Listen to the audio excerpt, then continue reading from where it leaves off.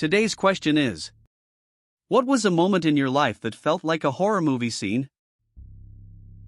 I am a baby in a car seat in between cousins in back seat. Dad is driving. This is in the 80s and it is my aunt's insistence that I am in this seat even though I am like 5. A sleeping semi-driver is coming over into our lane and there is a cliff on other side. Basically my dad did some amazing driving but semi blew us up. I am uninjured sitting in the seat swinging my legs while everyone is unconscious. They all wake groaning. Dad doesn't wake up. Long story short, just minor scrapes and Dad has broken leg. But the crunch of metal and those few seconds/minute of being the only alive person was quite fear-inducing. You scared me at Dad doesn't wake up. God, I'm glad y'all are okay. When I think of a 5-year-old being suspended in a car seat, completely unable to free themselves, waiting for anyone to wake up, just put a knot right in my chest. 2 days after my now boyfriend told me he liked me, he fell from a zip line and broke his back. Almost died. 6 months later he got into a car wreck from a drunk driver, almost died. 6 months after that, he passed out and had to have emergency brain surgery, again, almost died. I now have severe anxiety/separation anxiety/and PTSD. That whole year was a fucking nightmare. Edit, we're both okay now, the brain injury was almost a year ago. But TBIs take a while to heal, so he still has side effects. Thankfully our relationship is still strong, he's physically getting better and I'm healing emotionally too. Lucky for him, the trauma of the injuries has caused him to forget the majority of the pain and memories of those incidents. That's awful. I hope you're both doing okay. Well, it seemed that the old man in the sky likes your boyfriend. I think I must be somehow related to your BF. I also have 9 lives. My TBI was in 2009, and while I am not the same person I was before it, it does get better. Man, what an unlucky dude. Or lucky, I guess, because he cheated death 3 times. A naked man who was covered in blood chased me across a park at 2 in the morning. I was totally alone. He just wanted money for a bus, and luckily nothing bad happened, but I thought I was going to die. I have so many questions for that guy, most of which I think I would be too afraid to ask. Don't worry, the blood isn't mine. Same. I should have called him an ambulance or something, but also, no. My 18th birthday was a horror movie. As an explanation, my biological father sexually assaulted me when I was 6 to 7. He was arrested and I moved with my older brother and mother. During court he walked in with a Bible. He was told that he could not contact me or my brother at any time until my brother or I turned 18. He received some amount of jail time and I never heard from him until my brother's 18th birthday.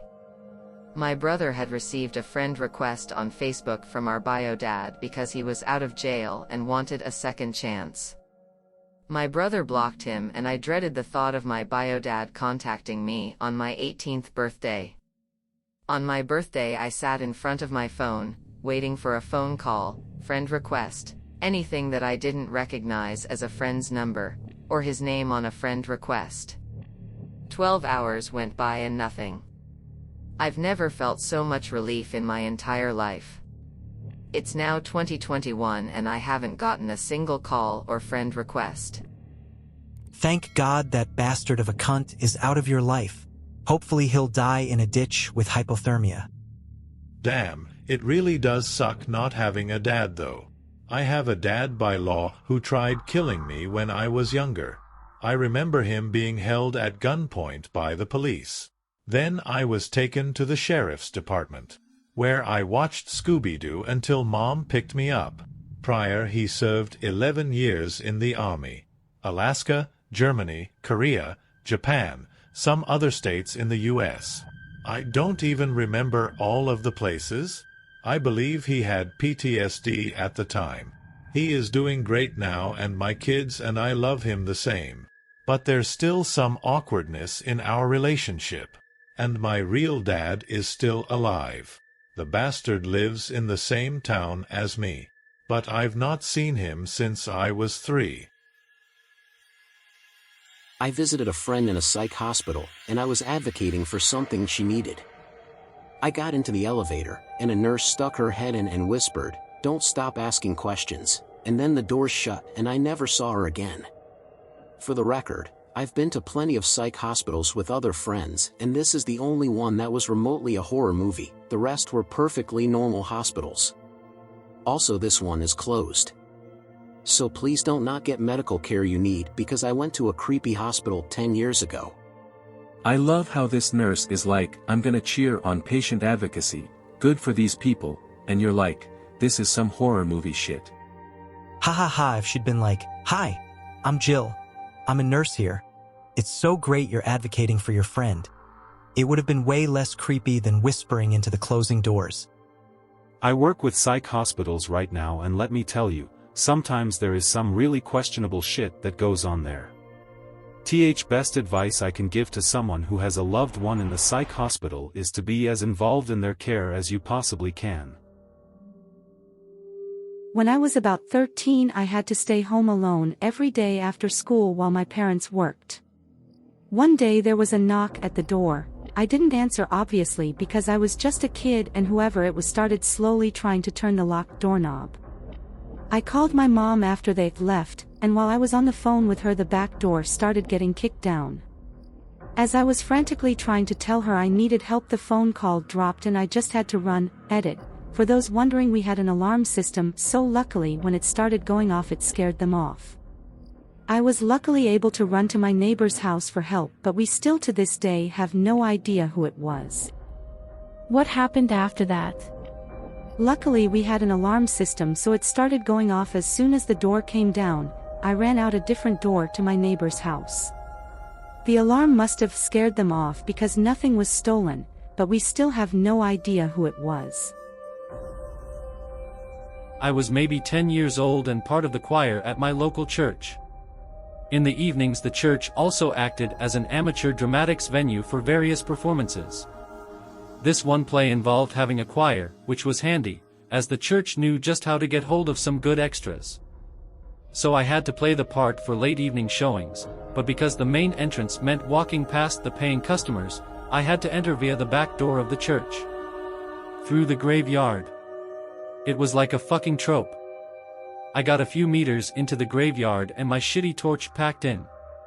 This was the days of rubbish filament bulbs that were delicate and sucked batteries dry fast. I immediately convinced myself something was creeping up behind me in the dark. I started running. Of course I swore I could hear my stalker keeping pace. Panic. Running full tilt through a pitch-black graveyard. I ran at full speed into a low stone table-type grave. Both shins.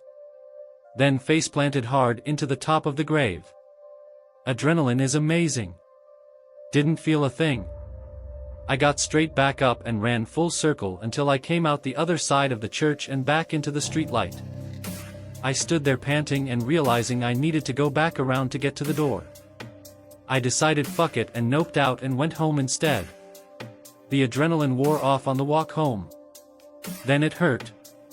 Ouch, yeah, I had a somewhat similar incident, which spawned this question. Pretty much went on a night hike with cousin, got separate and accidentally left the trail. Well, as I was wandering around, I began to hear rustling in bushes almost seemingly following me. Not wanting to be another statistic, I booked it until I luckily found a trailhead and soon after my cousin. Scariest shit of my life. And those are all the stories from today. If you liked the video, don't forget to leave your like, subscribe and comment if you have a similar story. Thank you for coming this far. See you in another video. Bye.